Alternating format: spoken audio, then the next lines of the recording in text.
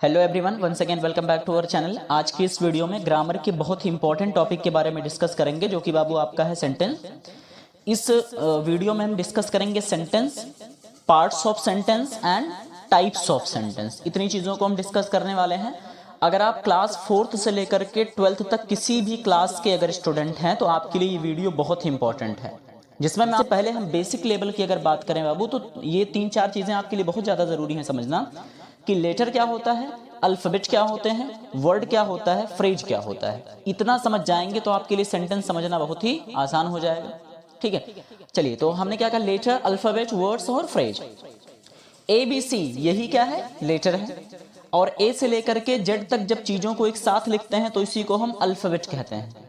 ये लिखा होता है ALPHABET, लेकिन इसको पढ़ते हैं अल्फाबेट, अल्फाबेट नहीं पढ़ते हैं।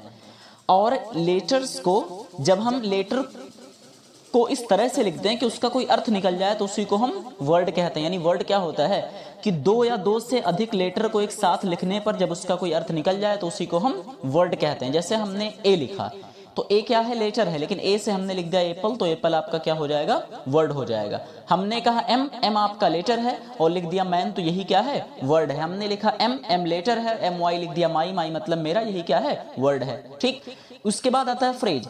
फ्रेज बाबू क्या होता है, जब हमारी बात इनकम्प्लीट होती है तो उसी को हम फ्रेज कहते हैं। अधूरे वाक्य को ही फ्रेज कहा जाता है। जैसे हमने कह दिया in the morning, in the afternoon, in the evening, on the table, in the room, in the school, at the home. यानी जब बात हमारी पूरी तरह से कंप्लीट ना हो तो उसी को हम फ्रेज कहते हैं। अब आते हैं हम अपने टॉपिक पर, सेंटेंस पर। ठीक, उम्मीद है कि आप लेटर, अल्फाबेट, वर्ड और फ्रेज समझ गए होंगे। अब सेंटेंस बाबू क्या होता है, तो सेंटेंस की डेफिनेशन की बात करें तो एक group of words that makes complete sense is called sentence. यानी शब्दों का वह समूह जिसको लिखने के बाद उसका कोई मतलब निकले, उसी को क्या कहते हैं, हम सेंटेंस कहते हैं।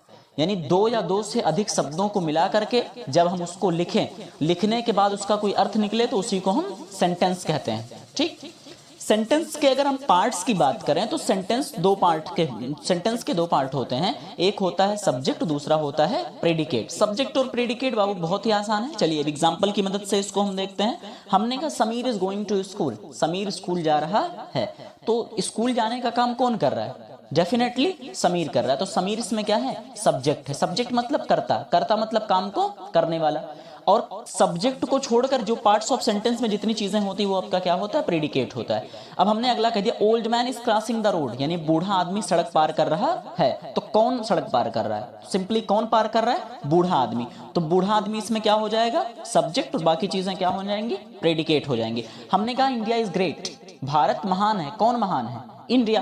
तो इंडिया बाबू क्या हो गया, सब्जेक्ट हो गया। हमने कह दिया Mumbai is a big city, Mumbai एक बड़ा शहर है। तो किस शहर की बात की जा रही है, मुंबई की। मुंबई सब्जेक्ट है, बाकी चीजें प्रेडिकेट है। हमने कहा पूजा इज डांसिंग, पूजा नाच रही है। तो नाचने का काम कौन कर रहा है, पूजा। तो पूजा सब्जेक्ट है, बाकी चीजें आपकी प्रेडिकेट है। जिसके बारे में कोई बात कही जाए, जो किसी भी काम को करे, वो सब्जेक्ट होता है। और उसके अलावा जितने भी पार्ट्स ऑफ सेंटेंसेस में जो भी चीजें बचती हैं वो आपका प्रेडिकेट होता है।